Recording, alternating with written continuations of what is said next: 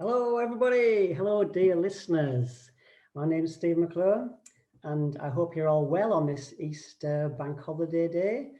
I hope you're nice and relaxed, and maybe you've had a few chocolate Easter eggs. I've certainly had my fair share today. Maybe you don't like chocolate Easter eggs, and maybe you're too much of an athlete. I know Percy is probably too much of an athlete to have any chocolate Easter eggs. But anyway, whatever your Easter egg preference, tonight I have the pleasure of chatting with one of the most influential climbers ever in British climbing, Percy Bishton. Now, no doubt you actually know of Percy, but just in case you don't, I'm going to give you the lowdown now, starting with how I first got to know him. And this is really going back a bit, back into the 90s. And back then, Percy was he was one of the best climbers around. He wasn't the best climber, but he was certainly one of the best. But what Percy was a real activist.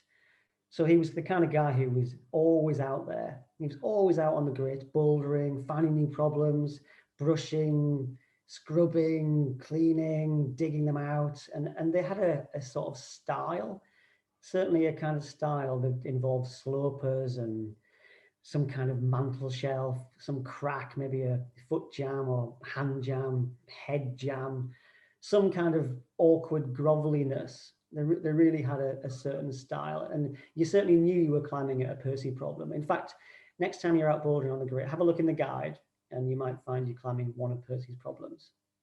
Now, at the time, Percy was actually working at the Edge climbing wall in Sheffield. He was probably one of the world's first full-time setters, and he was setting routes and boulder problems as well. But it was the boulder problems that I really remember. There was this little back room the size of a squash court, probably even smaller. And he used to set in there, and somehow he managed to bring the outdoors inside. So the style of problem that he'd be climbing outside, that style seemed to make its way onto the surfaces inside as well. He was one of the first guys to use volumes, and it wasn't just about pulling on edges. There was a lot more to it than that. So it was really interesting to climb on that kind of stuff. And then I think it was 2006, Percy was the driving force behind setting up the Climbing Works in Sheffield. Now, I'm sure all of you have heard of the Climbing Works. It's one of like the most, the start really of the dedicated indoor bouldering centres. And it was interesting to see how this place was developed, because I felt as though Percy was also bringing his kind of outdoor interest and outdoor style into an indoor centre. So it wasn't just a bunch of overhanging walls with little crimps on. There was lots of arêtes and bulges, slabs, all this kind of stuff, corners. And it was like the outdoors was brought inside. So it was great to actually see that. And things have moved on, times have changed, setting has changed, and a lot of new walls have opened up as well. Over the whole time, Percy's been working with a lot of different setters, guest setters from all around the world, and no doubt they've had an influence on him, and he's had an influence on them. But you can be pretty sure that wherever you're climbing indoors, Percy's probably had some influence on the type of problem you're climbing. So it's safe to say that he's had a huge influence on climbing all over, indoors and outdoors.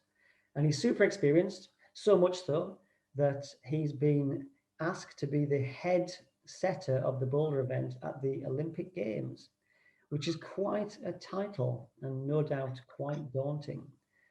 So without further ado, let's get into some waffly chat with Percy Bishton. Hi, Percy. Hey, Steve. How are you doing? I'm very well, thank you. Yes, I've just finished a day's setting. A day setting today, right? Yeah, so just getting ready for climbing walls to reopen on the 12th. So I've been in the climbing works today, resetting. And now I'm just relaxing with a cup of tea, chatting to you. So right, lovely. Okay, so obviously today. This last year has been kind of different, to say the least. And I'm wondering what you've been up to this last year. Have you been training at your home facility? Have you been out climbing much? What have you been up to?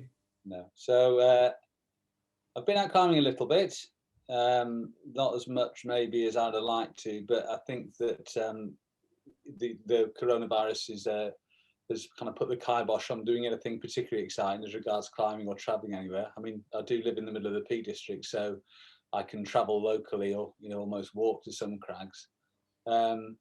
But yeah, it's as far as working in climbing walls, that has died a death really this year. We've been closed for 7 months out of the last 12, as I'm sure everyone's aware. We all use climbing walls even if we climb outside, and it's been pretty rubbish from that point of view. And as a business owner, it's not been very good for my income, because obviously business owners aren't particularly helped out by the government during coronavirus. It's just one of those strange groups of people who've fallen through the holes in the whole thing, really. But I've been doing plenty of other things. Obviously, I build climbing walls now and again if people ask nicely, and so I think we built 2 or 3 climbing walls for people over the last year, because obviously while climbing centres are closed, people can have work done, have new bits built, have bits replaced. So I've had plenty of work of my own, woodworky work. So you're obviously quite into the whole woodwork things. I'm just going to show a picture of a lovely article that you've made recently. This is one of your things, is it? That's a potstick. No, that's what that is. So in my spare time, not that I have a lot of that, I do a bit of wood turning, and make arty things out of lumps of wood that people bring me. And it's just a big varsy sort of thing. But I make stuff like that in my spare time. But I suppose woodwork and building stuff's been a theme throughout sort of my working life. From we were discussing all the way back when I used to work at the Edge, changing walls around, building new bits and pieces, building volumes and stuff that just stuff that was different, stuff to being allowed to experiment, which is I think that one thing that working at the Edge really allowed me to do, just allowed me to have a little bit of free reign and try stuff out and bring new ideas into indoor climbing walls, which we hadn't seen a lot of. I'd worked a bit in France for international comps and seen volumes and these strange boxes and triangles and whatever, and thought it'd be nice to try and make one of those. Made one of those, put it on the bouldering wall. Everyone really liked it, and so it goes, really. Yeah. So just before we get into the whole indoor walls and building of walls and that kind of scenario, I wonder if you could just give us a really sort of brief rundown on your past history of climbing, just so we can get a picture of how you got into climbing and your motivations and who you looked up to, where you lived maybe, and the styles of climbing that you were motivated by. Yeah, I started climbing when I was, I don't know, about 13, I think. My mum and dad at that point living just outside Cheltenham, and there was a little crag there called Cleve Hill, which I don't know if anyone's been to, if anyone's had the misfortune of going there.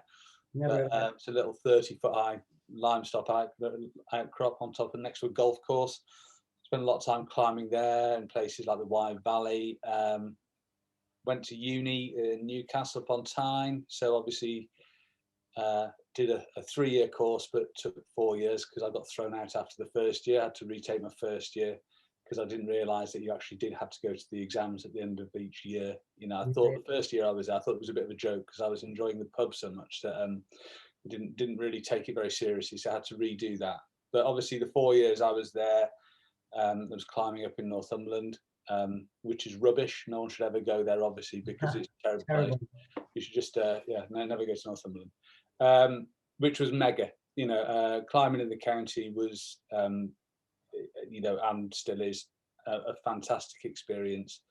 And then when I left uni, my girlfriend, who's now my wife, luckily she lived in Sheffield and been born and brought up in Sheffield, so it seemed like a good idea to move back down to Sheffield because we were close to the Gritstone. So she did a PGC and got a teaching job. I went on the dole and went climbing on the grit every day, and eventually got a job as an instructor at the Edge climbing wall. I was allowed to set some routes. People enjoyed it. I did a bit more, and then would you carried on like that. That's it.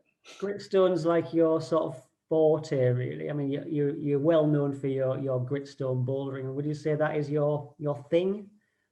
Yeah, I mean, I'm a bit of a punter, really. I'm not going to. Like you say, I can climb. I can, and I've done some hardish things, but I've never been, the best climber by a long way. But I just love it. I've always, I just love climbing, and when you do it a lot, after a while, you start running out of stuff to do.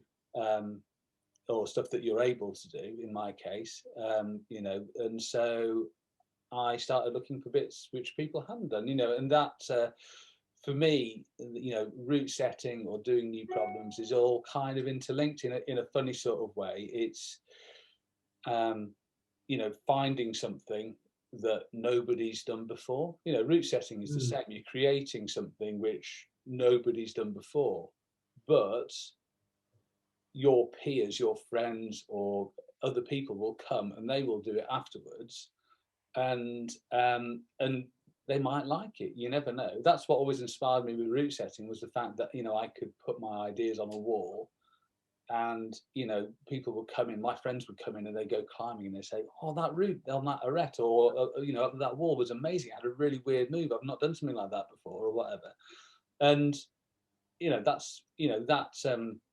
that was a really kind of spurred me on to want to do more. And the same with finding new bits of rock. I mean, new routing's a pretty miserable game at the best of times. Scrubbing and cleaning and abseiling down stuff and grubbing around in the dirt trying to find new bits of rock. But now and again, you uncover something which is really, really cool, and it's really nice to I was chatting to, I met a guy, Jakob Schubert, who's an Austrian climber, like amazing climber, climbs 9B plus routes or whatever.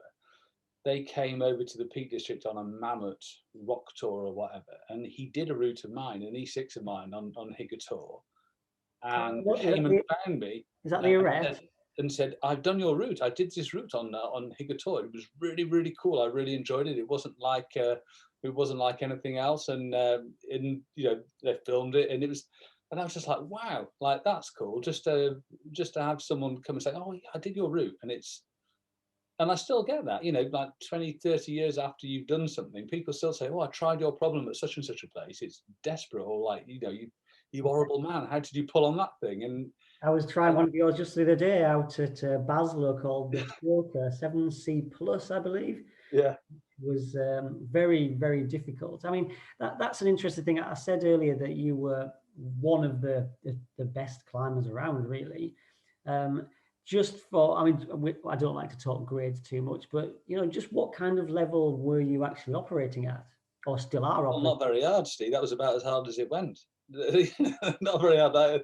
I've done like a couple of like 8A boulder problems maybe, but Okay, well that's a very respectable level. I mean, it is. See, the funny thing is that I was living in Sheffield, and in Sheffield your perspective is completely skewed, because climbers who can climb E7 in Sheffield are 10 a penny. Not quite, but there's you can guarantee that in any one night in a climbing wall, there must be any climbing wall in Sheffield, there'll be 10 people who bouldered front 8A, or who climb 8B, 8C sport routes. Probably, it's a fairly rarefied group of climbers. There's lots and lots of climbers in Sheffield, so you do get a bit kind of caught up with this idea that you may be just a bit of a punter. But maybe I'm a bit of a punter. No, not at all. I mean, well, I always think of you as a bit of a punter, but in terms of like what you've actually done in terms of influencing climbing, it's obviously been hugely within the indoor arena. Obviously, the outdoor stuff is, you've brought a lot to the table as well. But I think certainly for myself, it's the indoor stuff and the way that you've brought the outdoors into the indoors. And I suppose, like I said earlier, I noticed that in the Edge at first, but it must have been when the works was first set up that things really started to get going. And that was in 2006, is that right? Yeah, that's about right. Yeah. How did that feel then? Because I remember at the time, like I remember really clearly that people were saying, "Oh, it's not going to work. It's not going to work." People like roped climbing, a dedicated centres, it's going to fall down, it's going to collapse. The business model's not right. Did that feel like a huge gamble, or did you just know it was going to work? No, I didn't know it was going to work. I mean, I'd worked at the Edge for a long time, and I think after 10 or more years of doing any job, you start to maybe get a bit bored, or it becomes a bit samey. And I was looking for something different anyway. And I remember Phil Robbins at the Edge, who was the manager of the Edge, the owner. He was looking for other buildings to expand his empire, and we were thinking, maybe bouldering would be, the way to go, because the bouldering at the Edge was super popular. And it was Phil who found the building that the climbing works is in. And I remember he took me, and we went and had a look and climbed in through a boarded up window and had a look round. Classic. And we were just like, oh my God, it's massive. And I was just super excited. I was just like, this is definitely this is amazing. What a cool place. It could be an amazing bouldering wall. I don't know how I'd fill it with bouldering walls, but I got really excited. And Phil, he was pretty excited as well, but I think he was he was running a business, and was pretty astute businessman, and looking at did a business plan and was just like, nah, it's pretty risky. And I think from his point of view, he was like, nah, I don't fancy it. Wow. Whereas me, being young and stupid, was just like, God, I really bloody fancy it. I want to have a go at doing that. And so in the it just sort of, I didn't know how to set up a business. I still don't really know how to run a business, although most of my employees will tell you that. But it was just, I couldn't, it kind of just possessed me a little bit. And I thought, no, I need to do it. I really want to have, I think it's definitely going to work. I climbed loads with Ian Vickers. He was like a regular climbing partner of mine. And his wall in Blackburn, Boulder, UK, was a dedicated bouldering wall, but it was small. It was brilliant, and I loved it to bits. But it wasn't very big, and it was always heaving. And I was just like, well, surely in Sheffield it's got to work if it's a bit bigger, and if you build it, they will come. And so we ended up, remortgaging our house, basically borrowing everything we could get. I've obviously got Graham Alderson, Sam Whitaker involved. They begged and borrowed whatever money they could get. Graham put all his on credit cards, I think. Sam begged and borrowed his off his mum. It was pretty spicy. We put every tiny scrap of cash we had, we put into it. I think we each put in not even 40 grand each. And nowadays you think, well, that's bonkers. I wouldn't buy a pallet of bolt-on olds, really. No, not with the holes these days. Everyone had jobs. I finished mine first, and I ended up in the September 2006 in an empty building, all boarded up still. And the first delivery of timber arrived, and it would cost me a ridiculous amount of money. And I sat there on this pile of timber, just thinking, oh my God, what have I done? This is it. I've got to turn this massive pile of wood into a climbing wall, or I'm not going to have anywhere to live. So I did. I did, and and luckily it worked. It certainly has worked. And something which I'm interested in is, you had this huge space and you had a huge pile of wood. How did you go about deciding how you would organize all your surfaces? Was it like a lot of thought to bringing the outside environment to the inside, or did you just wing it, or how did you decide to put all those corners and bulges and arrests and slabs and all that kind of stuff? The simple answer to this one, Steve: Yorkshire. Grey, it's miserable, so I wanted to put all the climbing walls away from the windows to let as much of the grey watery light in. And also, we're all tight, basically. We don't want to spend any money, and we didn't have any money to spend. And as people who've got climbing walls know, it's much cheaper to buy a box of very small holes than it is to buy a box of very big holes. So if you make your climbing wall with lots of big features, arrests, corners, grooves, all sorts of bits and pieces, you don't need to put loads of big holes on. You might need to put a few small holes on, and there you go. Brilliant climbing, technical climbing, not very expensive. Okay, So there you go. okay, that's that myth busted. I'm impressed. Well, So I mean, I think that climbing wall designs have changed a little bit, but for me, I like the climbing terrain to be interesting, to be three-dimensional, because that's how it is outside. You don't just climb on a flat wall. If it was, it would be boring. There's all sorts of interesting things to climb around, obstacles to climb over. okay, Um, so here's a and question. that's what we're recreating. So you've obviously got no features on any of your panels at the wall at all. Was that something you actively wanted to stay away from? Yes. So Basically because route setting has become a thing, a job. I mean, it wasn't really a job. I don't know. I think probably I was the first full-time route setter in the UK. Either me or Ian Vickers, one of the two of us, both about the same sort of time. But Ian was working for himself. I was working for Phil at the Edge, and it was mutually beneficial. I think that Phil saw that having the routes change regularly and having something interesting put up was, good for business. People liked it, more customers would come. And so he gambled and put his faith in me to pay me to do that. And I was really pleased to take that opportunity. It was a great chance, and I just kind of ran with it a bit, really. So I always think this is quite an interesting one. So I love climbing on the flat panel surfaces with all the volumes and screw-ons and all that kind of thing. But I absolutely love climbing on the wave at the foundry. Yeah.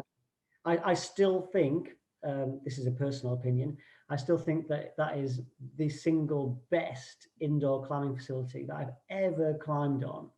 And do you not think it's interesting how they managed to sort of hit on such an incredibly good formula? Like it was like the first one really years and years ago. And were you not tempted to try and recreate something like that? No, I've always hated the wave. Okay.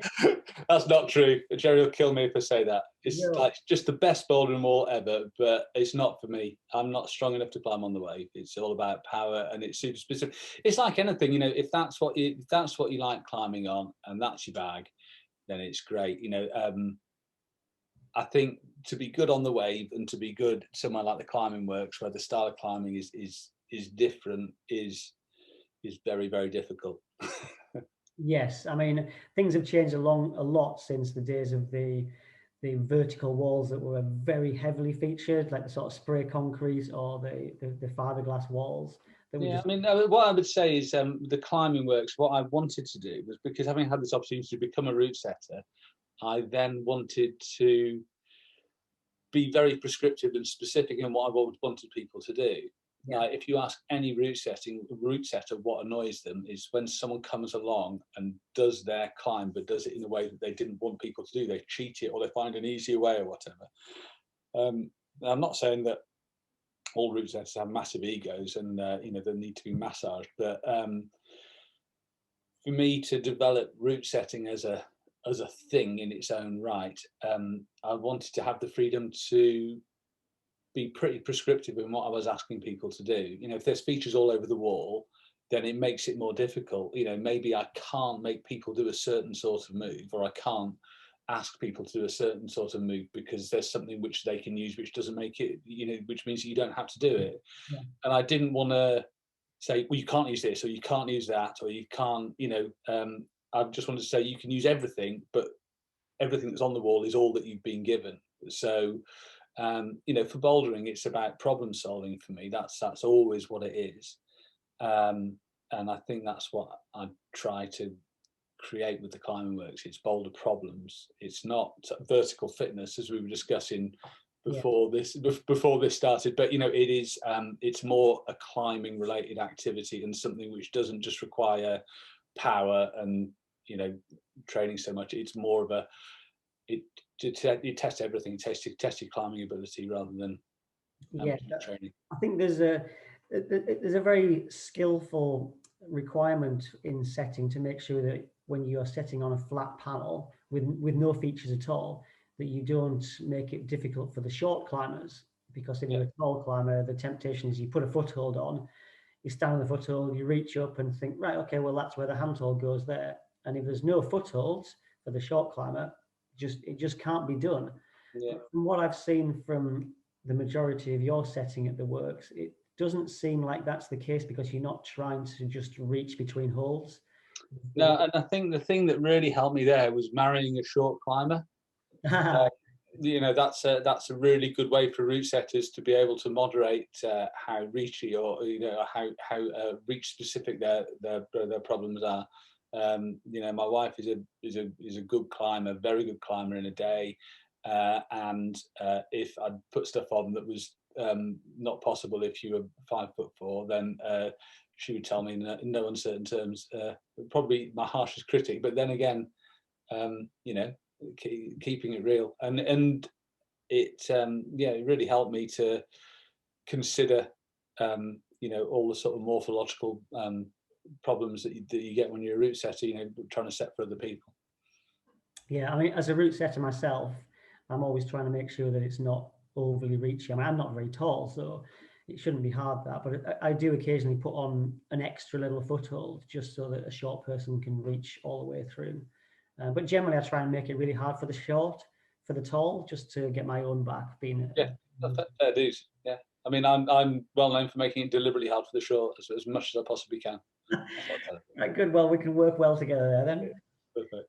So the last maybe, I don't know, 10, 15 years or so, climbing indoors has just changed absolutely enormously. I mean, you must have observed this. Is there any sort of standout things that you've really noticed? I mean, the one thing which is obvious, and I suppose it's flattering to an extent, is the fact that obviously bouldering centres have arrived with a bang.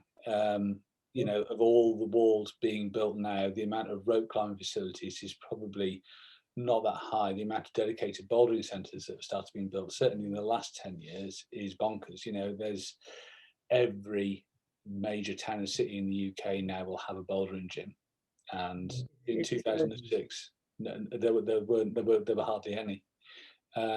So that's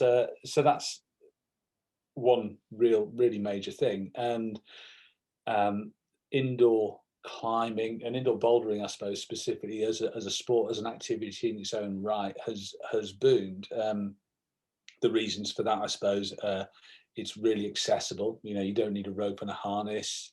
You don't need to do any long and you know, you don't need to do any belaying lessons. You can go with somebody who knows how to climb, and you can have a good time. You can get a really good workout.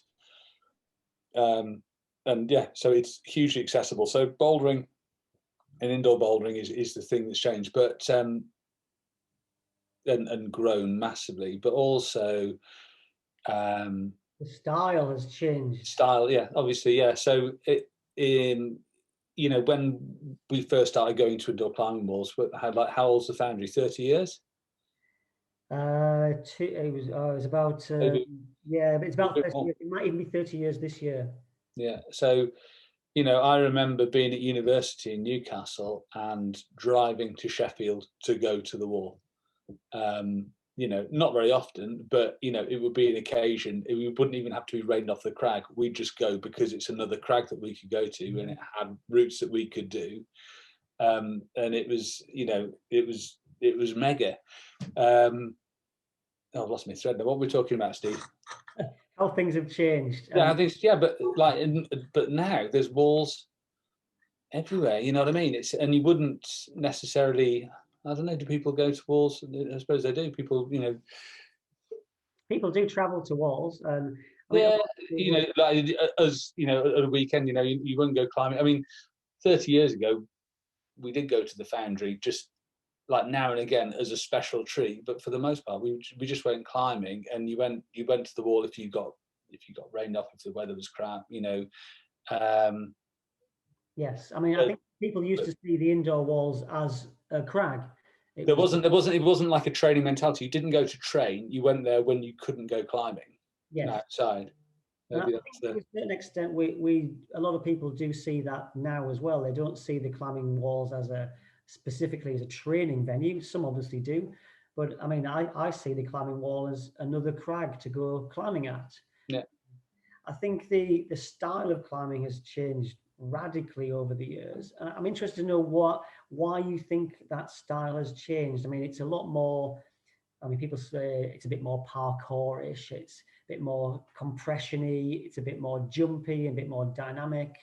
Like, what is the driving force behind that? Why aren't we climbing on little crimps on an overhanging wall? I'd as climbing grows, and climbing, indoor climbing, artificial climbing, if you like, wall climbing has become a sport. I mean, you could argue, from those days of it being a wet weather alternative to going to a crag, it's become a sport and activity in its own right. And certainly the last 10, 15 years, looking back at pictures of comps I've set, from 2003, where we were on a lashed together bit of plywood in a park somewhere in northern Italy, to nowadays, some mega place in a big, 20,000 seat stadium in Paris. The sport has changed, and the way that the way that climbing competitions, for example, are shown on the media, the whole thing has changed massively. And rock climbing as well. The social media has changed it, has made it much more accessible. 20 years ago, we were buying a VHS of hard grit and sticking that on, and that was the only climbing media we saw, or copy, getting a dodgy copy of Stone Monkey off someone in the pub. Whereas nowadays, you can watch, all the way through to going to the crag with people now, and before they pull on, they'll look at a video of someone doing the problem or the route prior to pulling on. Yeah, which is an ethical minefield. I don't want to go into this, Steve, but it's very annoying. It's like, don't look at the bloody phone. Like, just have a go at it. You don't need to see how to do it. It spoils the whole mystery, isn't it? There's no problem solving if you know how to do it. No, I know that. I mean, that's Don't get me started. We won't go down that route. I just find it interesting how, so rock climbing typically is technical. If you think about the sort of like the harder limestone routes, which I think maybe indoor walls used to be modeled on, small crimps, powerful moves, maybe quite simple to a certain extent.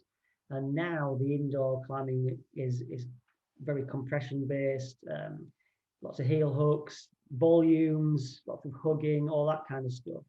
Is that because it is just much more fun to climb on? Like the rock is still the same, but the indoors has changed in the way that and the type of stuff we climb on. And I wonder whether that's because it's just more fun than just pulling on little tiny edges, or is it because it looks better?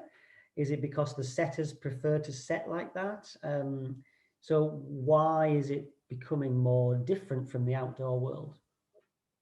I think that setters have pushed indoor climbing in different directions. So we talk about experimenting, making volumes, stuff. Like in the early days, just trying to make stuff different, and that's what route setters have done. Most top route setters nowadays are involved with climbing hold, shaping, volume building, all this sort of stuff. And what we're doing is we're looking for new stuff, always looking for new stuff. I think it's like fashion, eventually it'll all go around in a circle and we'll come back to wanting to pull on small crimps again and to have a very basic style. But I think that the climbing style is driven by setters. It's driven by developments in the material that setters use, whether it's climbing walls or holds or volumes or all the rest of it. And I don't know, from my point of view as a setter, or as a comp setter, I suppose, what I'm trying to do is to get people to fall off. The people that I set for now are so much better than me that I can't even imagine how strong they are, or in a way, I can't pull on a hold that's anywhere near as small as they can pull on. But I can still think up problems which are difficult to solve, that you can't just thug your way through. I still can think of stuff which requires that knowledge, that sort of rockcraft almost, that ability to be able to work it out, that idea of being able to make your body work in a certain way, or just to try new stuff and to experiment and to do different things. So that's kind of what pushes me. Someone said it's like whatever the athletes can do, you'll deliberately not set them that. You'll set them something which will deliberately challenge them. Like setting cracks, or because I know that people don't like, or setting with pockets because people don't like pulling on pockets maybe. That's really interesting, because one of the things I was going to ask you later is how can you set problems for people that can obviously climb incredibly hard stuff? I mean, if somebody said just set something basic for this font 8C guy, I wouldn't even be able to imagine how to set it, because I'd put some holes on and think, well, that's impossible, that you just can't do it, and then they'd probably come on and flash it. So you're saying it's for you, it's about setting stuff which is more complicated, more difficult to figure out. Yeah, not even complicated necessarily. It's understanding who you're setting for, and from my point of view as a comp setter, I'm interested in people falling off, because that's what I'm trying to get people to do. But I'm also keen to make sure that people succeed. For comps, it's difficult because you have to make them go through that whole process in a short length of time, 4 minutes or 5 minutes. But yeah, so I think it's, for setters in that environment, it's important to be able to say, well, all these people are incredibly strong, so we don't need to test how strong they are. All these people are got amazing balance. They've got, but we look at testing other stuff. We maybe test how confident they are. If we set something which looks incredibly intimidating, even if it isn't very intimidating when you try, if you don't feel confident, then you kind of won't even bother, or you'll be very half-hearted. If you're full of confidence, you know that the problem is possible, because the setters would never give you anything that wasn't possible. So you're happy to throw yourself at something, and you might do it. There's a lot of stuff going on in there, but that's really interesting that you're saying that basically you're not just setting strength stuff, you're making sure there's a high element of technical, but also the mental side of it is thrown in there as well. It's not just about how strong you are. So being a super strong competitor is not enough to get through to the win. Yeah. No, I mean, this is a more comp specific stuff, I suppose. But I mean, working in a competition setting environment, I don't work on my own. Well, not normally. Sometimes I have done, but normally you work with a group of 1, 2, or 3 or 4 other people who've all got different skills, and so we all bring different stuff to the table. Me now, as an older setter, I tend not to be, I'm definitely not very powerful, but I'm quite good at other stuff. I can pull on a small hold if you poke me with a stick, and but I can do some stuff. I can climb a crack pretty well. I can hang upside down from my feet. I can do all sorts of crazy stuff, but yes, so not the sort of stuff an 8C boulderer would do, and maybe the stuff 8C boulderers should do more of. Is that I have heard people complaining quite bitterly about some of the cracks that have been in the competitions in the past, and I actually set a lead final with a crack in, and I got a right slagging off for it. People saying it's not real climbing it's not real climbing this crack stuff, and it didn't go down well at all. So I wonder if I once set a comp in Madrid with the very, very good friend and setter of mine, Andy Long, and in what we did was an international masters, and Andy, especially for this competition, he built this pair of huge volumes. I don't know, there must have been, 4.5 meters long, and if you put them together, it made a perfect handcraft, absolutely perfect, parallel sided, an absolute beauty. And so the first thing we did, obviously, was we put it in a horizontal roof, and that was it. You just started the crack and you finished at a jug, and that was it.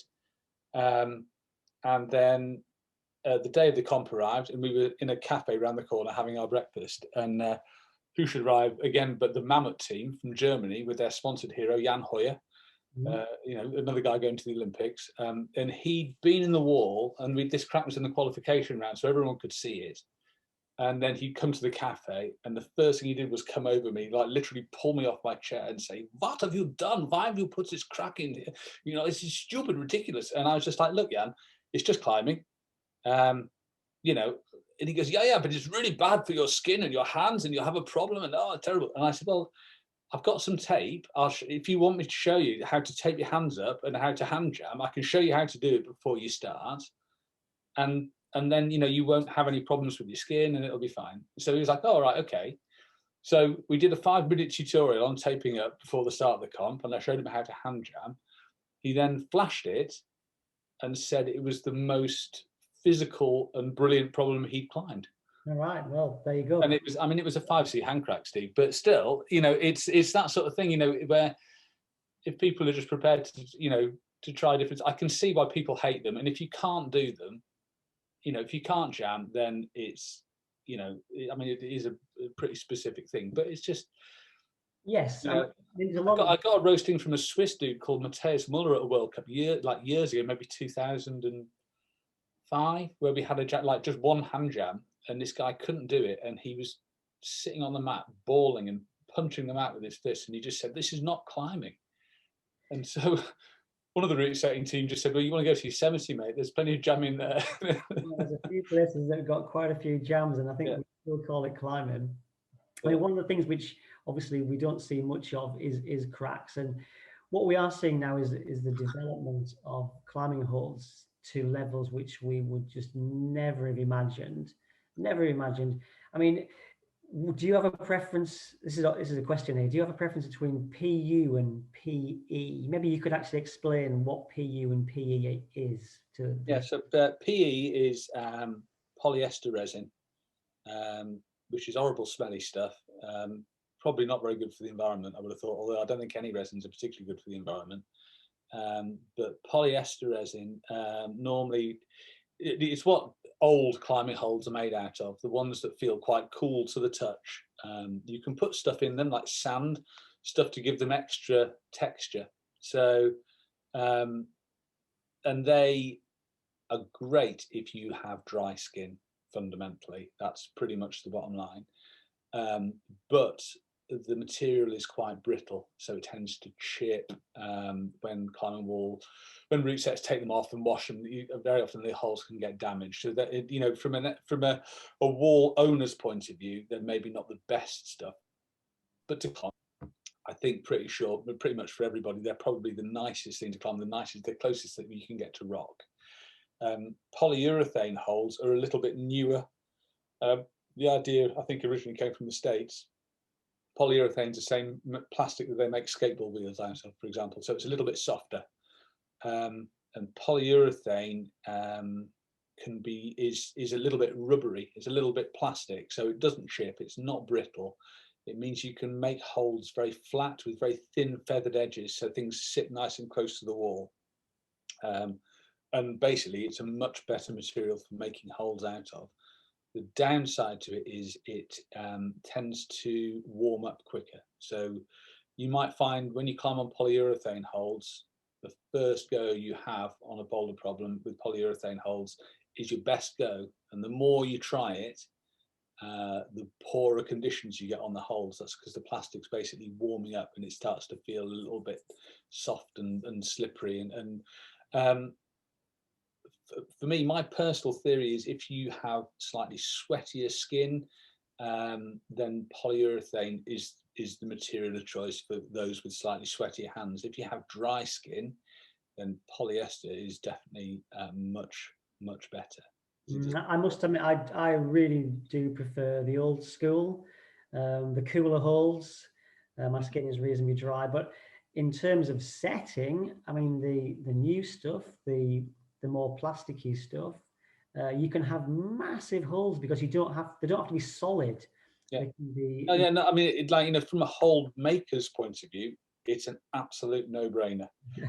But and there's not that many people who make polyester holes anymore, and all the people that do are climbing hole manufacturers that still climb. That's interesting. I mean, that's obviously, it's been absolutely revolutionary making it out of the polyurethane. The size of the holes has now gone absolutely through the roof, such that you can have problems with just maybe 4 big blobs on them. And I think from a setter's perspective, there's a lot of visual draw to a problem like that. It might be a rubbish boulder problem, 4 big massive pink blobs, but you see it as soon as you walk through the door. And from a climbing wall owner's perspective, if they can have problems like that, that people just walk through the door and they see it and think, wow, what is that? I want to try and climb that. It looks amazing. And it's just because of the size of these huge blobs. I mean, you can have problems, I guess, that might cost like £600 a problem because the holes are so expensive. I mean, there's a certain group of route setters who you know, seem to be having a strange competition to see how expensive a boulder problem they're putting on the wall. But you know, you can easily have boulder problems, 3,000 or 4,000 quid's worth of plastic on the wall, and it's a boulder problem. You know, it's Right. the holes are expensive. Obviously, Brexit has completely ruined the climbing hole market in this country. So it's put the price will go even higher. But yeah, it's weird how you know, holes have grown, and you know, the whole thing has yeah, just gone nuts really. And I think there's a lot of trickle down effect from competitions.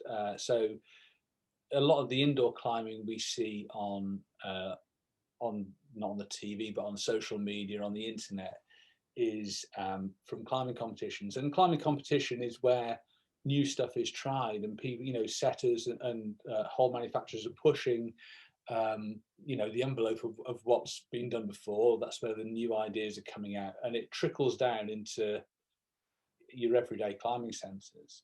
And I guess other setters are looking at, you know, if you work in a wall in, I don't know, like, you know, Coventry or London or wherever, and you're trying to think of new ideas, you're watching these things on the internet, and you're like, oh right, these big things, these look great, I can buy those, they're in a catalogue, and I can do stuff like that. But you know, sometimes the two things don't necessarily correlate. You know, we're looking at holes, these huge expensive volumes and things that are used for big international competitions and World Cups and the Olympics, and they're ending up in climbing walls on a problem that's you know, like super easy in a way, and it's kind of not what they've been designed for.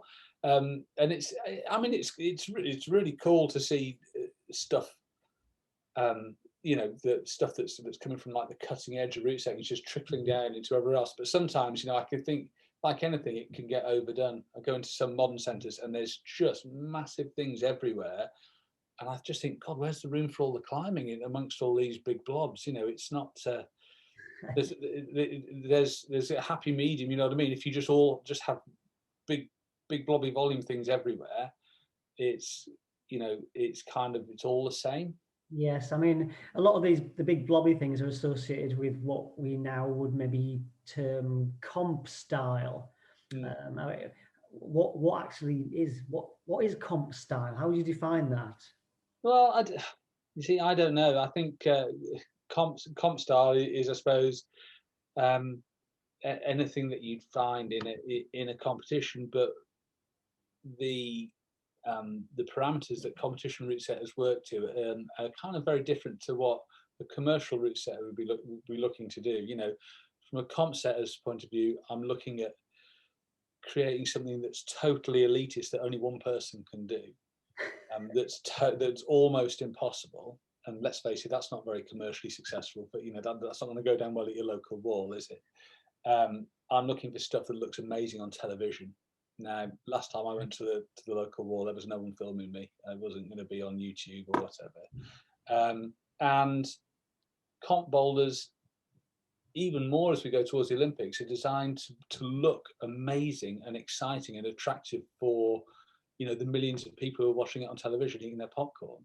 You know, it needs to look amazing. Now, if you have someone shuffling around on a slab doing something incredibly slowly, as a climber, I can appreciate how difficult that might be and how tenuous the position may be.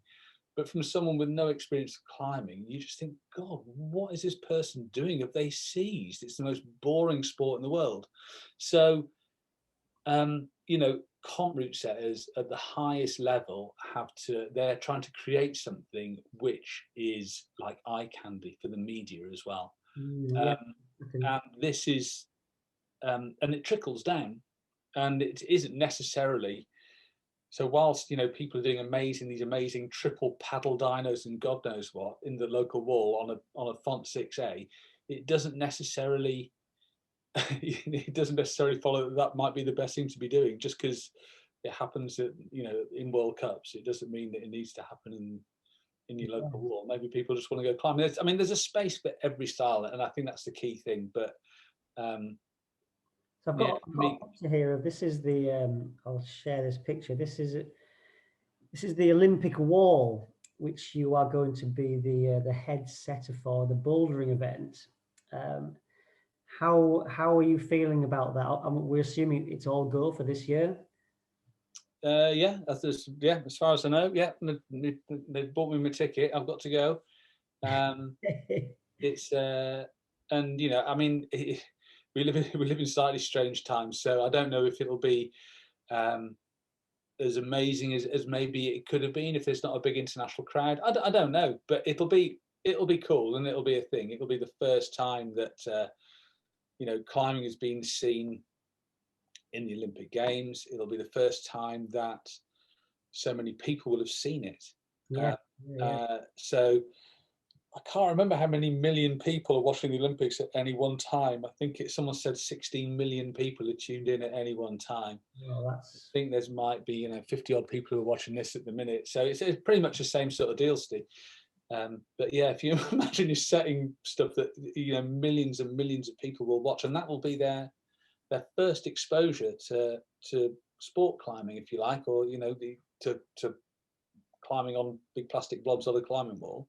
Do you have any? So it kind of needs to look cool. It would be good to inspire a generation of people to think, oh, that looks pretty cool. I might have a go at that. Do you have any thoughts on who might be the front runners?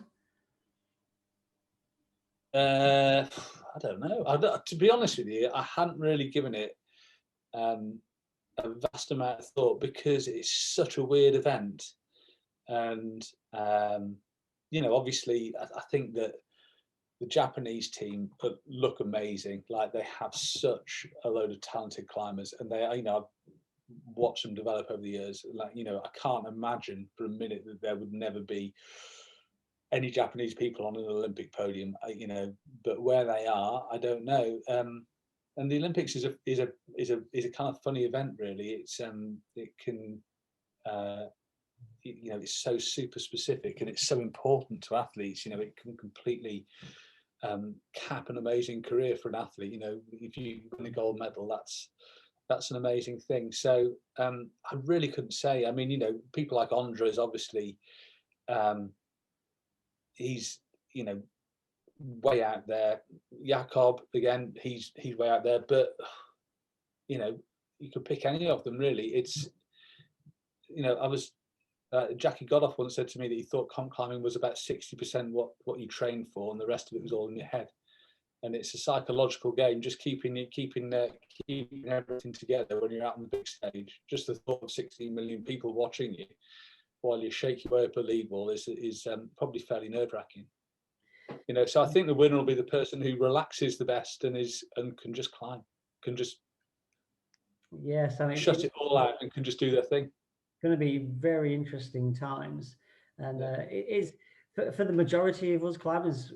We'll be looking and watching on, and it feels very removed from our sport. You know, most of us are outdoor rock climbers, and this is a new thing which is sweeping the world now. But at the end of the day, we want to go out and we want to climb our targets and our goals. So a lot of people that are going to the indoor walls, they still have their outdoor targets. That's what they're really going for.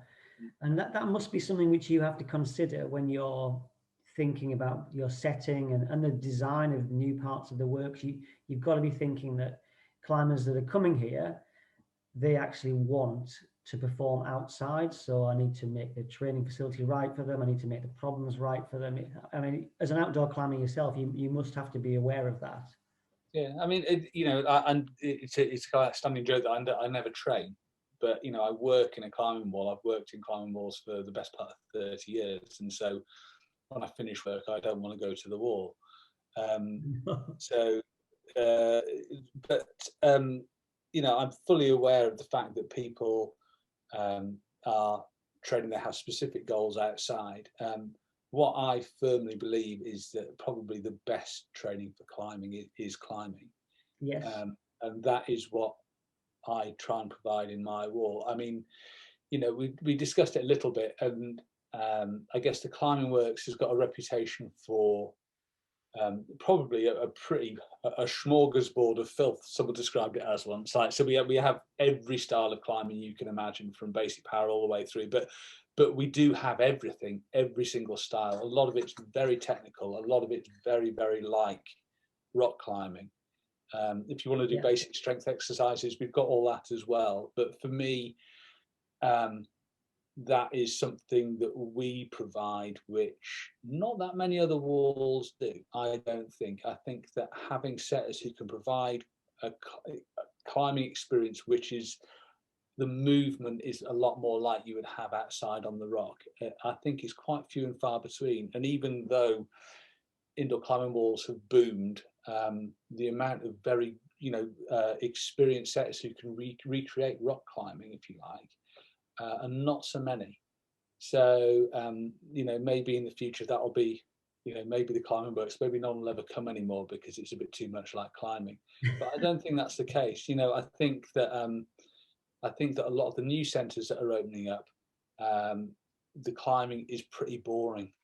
There's not a lot of variety, and the more discerning customers or the climbers, maybe they won't find that just fingerboarding or just going on a motherboard, a big board with lots of button holes on it, maybe that's not ticking all the boxes for them. I think that having a centre that can provide everything is definitely, for me, that's still the way to go.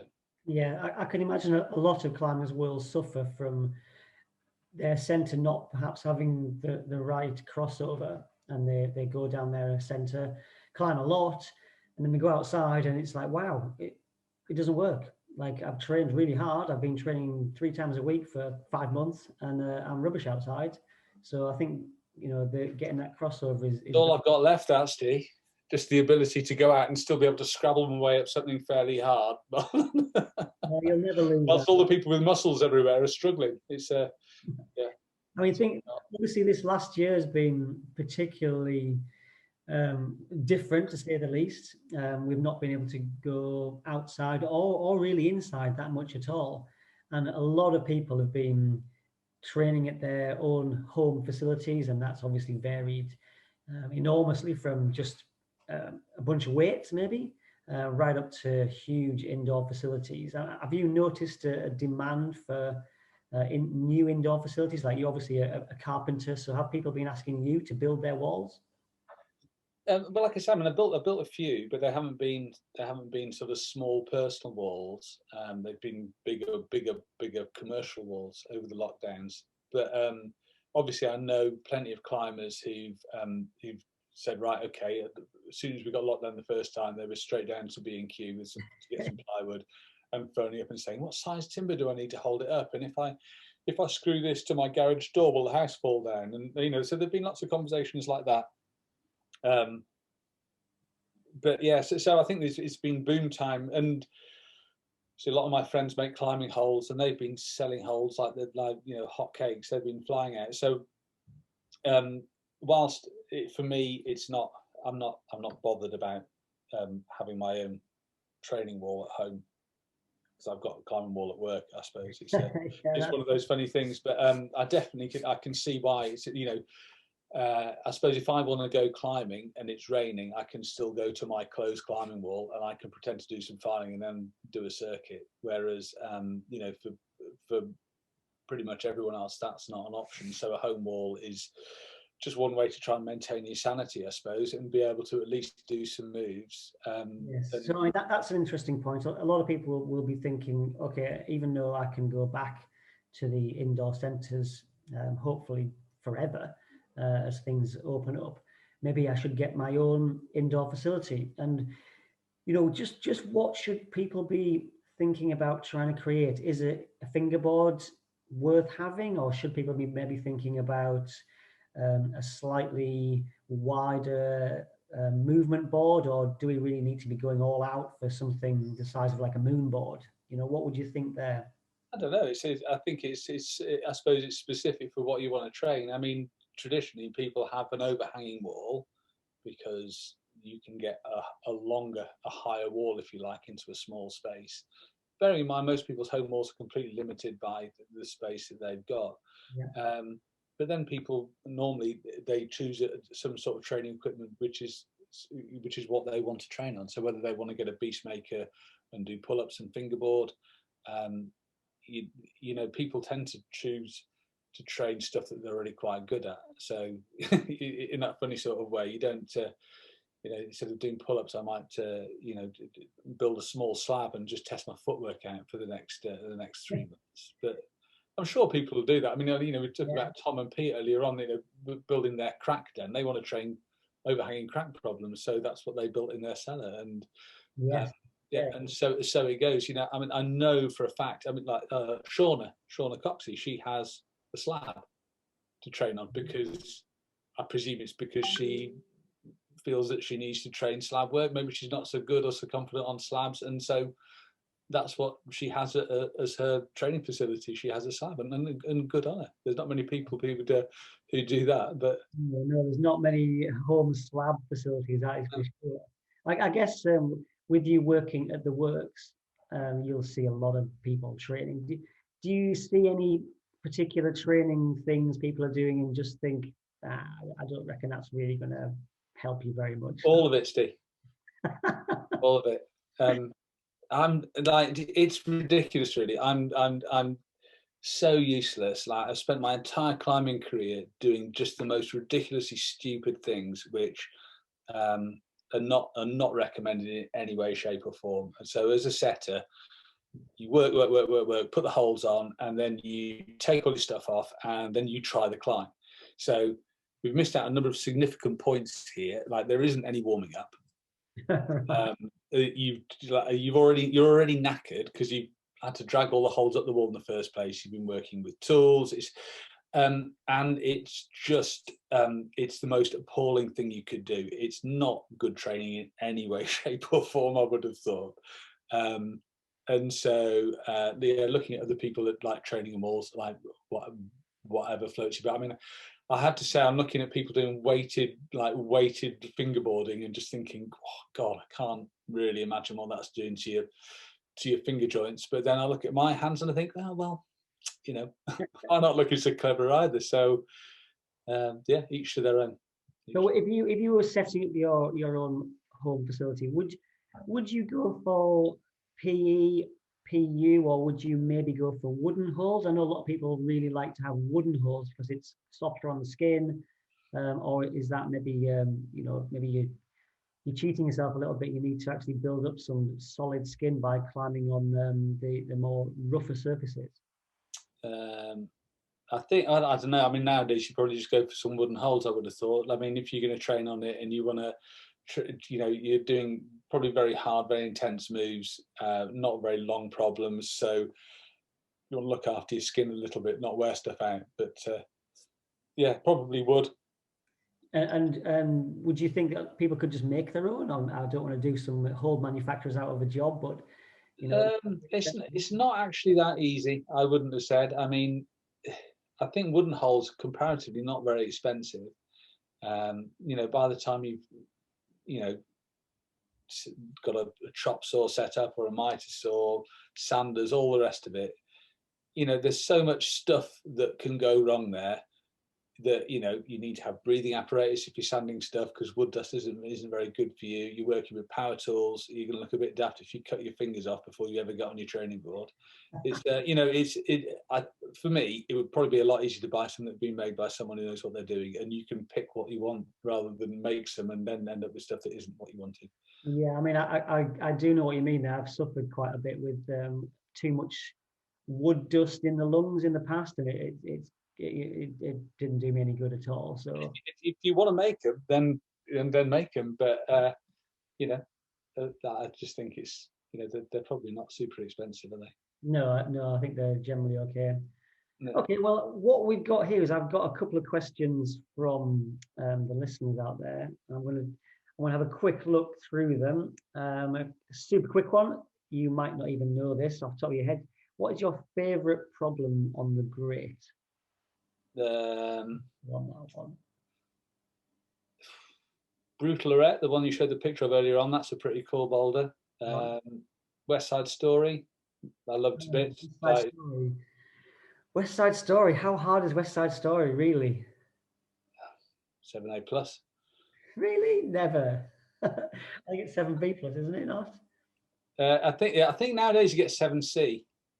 Okay. I did once do it 9 times on the trot, one after the other, without falling off. And in the end, I had to go home because it was getting boring.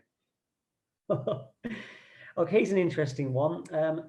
How do young climbers gain skills of route setting? And are there any seminars or mentors? I know it's quite difficult to get into the world of route setting, and particularly for a younger climber, that won't be easy. No, I mean, I think that, it's a tricky one, really. I guess you just need to go, just show an interest, make friends with some setters and see if they'll let you have a go, really. I mean, you'll fairly quickly find out if you have any aptitude for it or not. I mean, it is a bit of a, it's kind of a bit of a funny activity because it's creative, but it's also practical at the same time. Yeah, it's also quite male dominated as well, as you'll have noticed. Which is something which I'm not massively.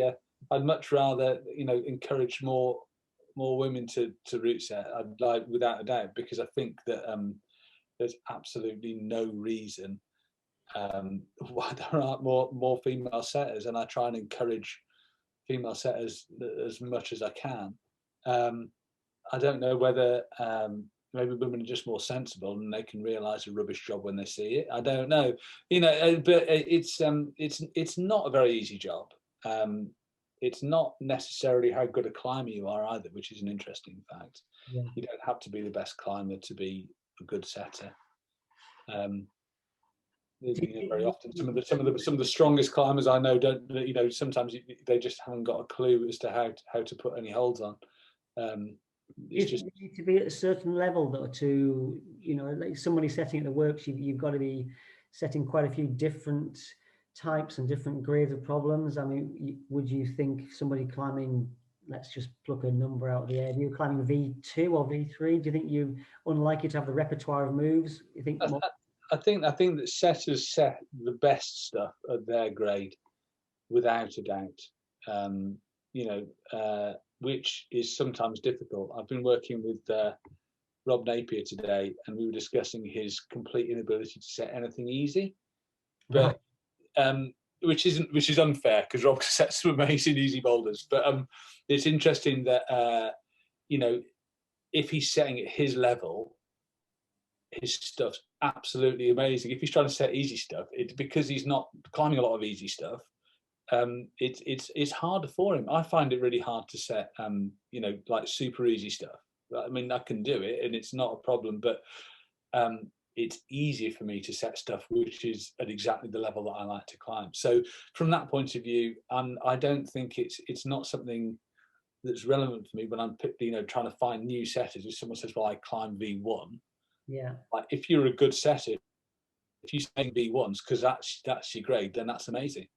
Right. So would you say it's more experience, really? You have to have the repertoire of moves to. Yeah, I think it's. I think that having, like anything at all, the more you do, the quicker you get, the easier it becomes. and that's all you can do. But gaining that experience it can be difficult depending on where you are, you know, and what facilities are around you and who works at those facilities. There may not be any space for extra setters, there may not be any more equipment. It's it can definitely be a tough one, but I suppose nowadays it's a job, isn't it? So you can say, right, well, I'm good to be a route setter, and you can you can do a course, or but I think gaining experience, like trying to find somebody who will take you under their wing and give you a bit of an apprenticeship, is definitely the way to go. Do you find you ever draw inspiration for your problems from things you've done outside, perhaps like an individual move? You think, oh, I want to try and build that move, or does it just happen with the hulls that happen to be on the floor?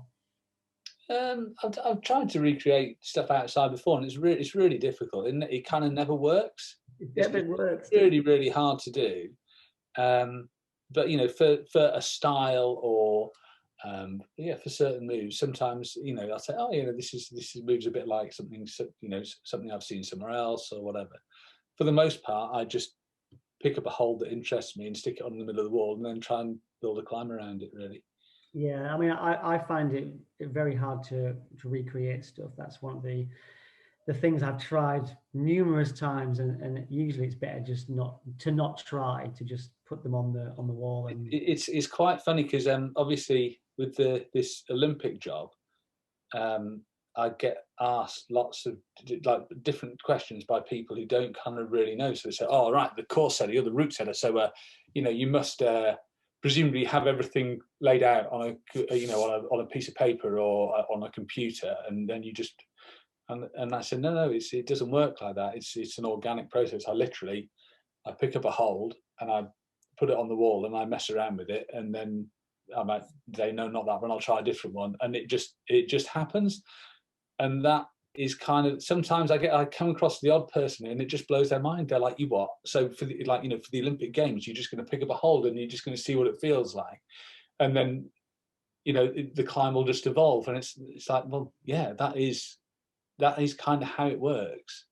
Yeah. And obviously the Olympic Games, it's kind of to the nth degree, where now there's 3D CAD modeling programs. So I've got a catalogue of holes, and I can, on my computer, I can click on a hole and I can put it on the wall, and I can orientate it any way I like. And the guys who developed this software, I mean, it's an amazing piece of software. And they're like, yeah, it's so cool. You can set on a computer now. And I was like, yeah, but I can't, because I can't feel what anything's like on the wall. Yeah. So in that respect, it just doesn't work for me. Maybe in the future it'll all be done on the internet, Steve, but at the moment it still doesn't work like that. It's an organic sort of process. No, it's definitely very organic. There's quite a few people asking, like, how would you actually get into route setting? And from personal experience, it's not easy, because there's some super route setters out there, boulder setters.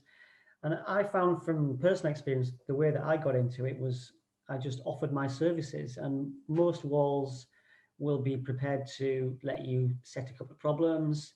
You're not going to get paid for it, and you can have a play around, set some stuff, see how it works, make sure you do it at a quiet time, and you'll find that either you find it really hard and you'll like it, or maybe it's something that comes quite naturally, and the people that climb on it say, oh, good, yeah, like it.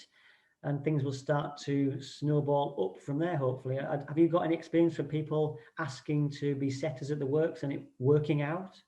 Yeah. I mean, most of the people who work for me now have asked to have a go, and they've obviously got an aptitude and they're keen, and I'm really happy to help them, to give them work and to encourage them to set. And yes, so I really think that's a very important thing. I think for any headsetters in commercial facilities, it's really important to try and nurture some interest in the job. So, as I said before, for me, it's not grade specific. It's not how good a climber you are. It's how good a route setter that you might be, and it's not something that you can't expect somebody to put holes on the wall for the first time and it just to be an amazing problem.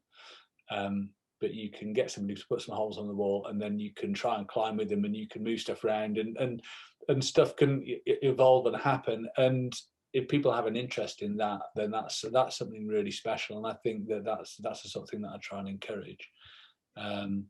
Good stuff. Good stuff. Okay, so I'm not going to finish off here, not with a question, but actually a compliment from somebody who is a relatively new climber. And they say that when they come to the works, it doesn't matter how impossible the problems seem. They spend time studying it and working it out, playing around with it, and just seeing it like as a puzzle. And eventually they usually get up to stuff, and they say it's great. And they're looking forward to the 12th. And well done with the works, and well done you as well. Cheers, thank you very much. That's a nice compliment, and that's for me that's what it's about, isn't it? It's not just a physical game; it's a mental game as well. It's that ability to persevere, to try different stuff, and to work out the problem, and that's the magic of it for me. So right. That's cool. That's the magic. Yeah. Okay, so that pretty much wraps it up for this evening. I'm going to say thank you very much for listening in. I hope that was interesting, and I hope you had some useful tips for maybe your own home walls, or maybe your setting future, or how you can apply training to outdoor goals. Thank you very much indeed. Cheers. I'm going to jump back in and say thank you myself. Enjoyed that a lot. I didn't really give much of an intro to these two when I started, but yeah, I've known both Percy and Steve for quite a long time. I moved to Sheffield in '96 and started climbing down at the edge pretty much. In fact, the first house we moved into was from a little business card on the wall at the edge. So yeah, goes right back to then. Really enjoyed climbing on all the stuff that both of you guys have set over the years. I've got a question for you actually, Percy, before we shut down, and I guess for you as well, Steve.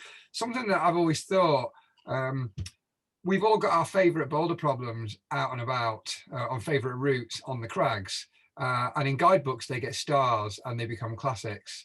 But because climbing walls have such transient stuff, it's always reset and recycled. You never get to climb the classics. But over the years, I've climbed some amazing routes indoors and some amazing boulder problems indoors. Have you never considered somehow recording the really popular ones that people really like, and actually kind of recreating them later on down the line? You could have, like, 10, 20-year birthday of the works and have, like, the ultimate circuit of all time. Maybe a bit late now because you've already wasted. I was going to say, if you'd have mentioned that about 14 years ago, Matt, I think I did. Anyway, I just thought it's interesting. We have this this starred system where things become classics outdoors, but not indoors. I think that's a really interesting point, actually, and I can almost imagine that there might be problems which literally never get taken down, and they become like super classics. One of the things which is really different about indoor and outdoor climbing is that outdoor stuff, it's there forever, and it might gain classic status and iconic status, and people will aspire to climb it and dream about climbing it and train to climb it. Whereas the indoor stuff, it comes and it goes. But some stuff, if it could, gain a reputation, give it a better name than the blue route, people might say, oh, I'm working towards the blue route, and it might become a thing. And I've climbed on a couple of climbing walls, which are artificial structures, but they are permanent. They never change. There's no bolt-on holes. They're just like a crag.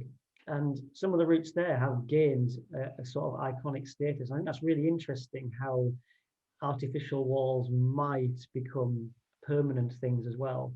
And yeah, I regularly, when I'm setting, somebody will say, right, okay, we're going to strip everything down, but we're leaving the blue route because everyone likes the blue route, and it's been up for the last 3 sets and people are working on it. We're going to leave that, and maybe some will just stay forever. Yeah, it's the beauty of home walls as well, isn't it? Or of the classic training boards. So the schoolroom's a good example. There are problems on there which were named, and which are still benchmarks of their grade. And those permanent structures, or the things that never change with fixed holes. Outside it's on the crag, indoors it's training boards.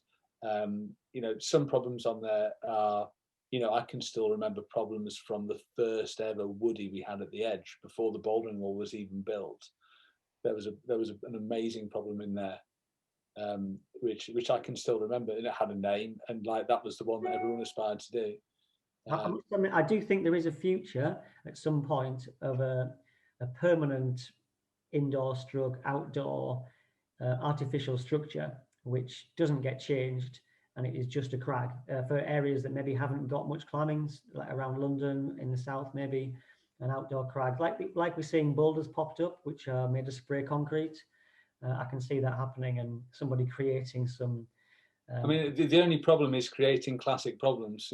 For every 100 problems I've set, maybe only one of them might be good enough to be like a minor classic, and for every 10,000 I've set, maybe one of them's an ultra classic.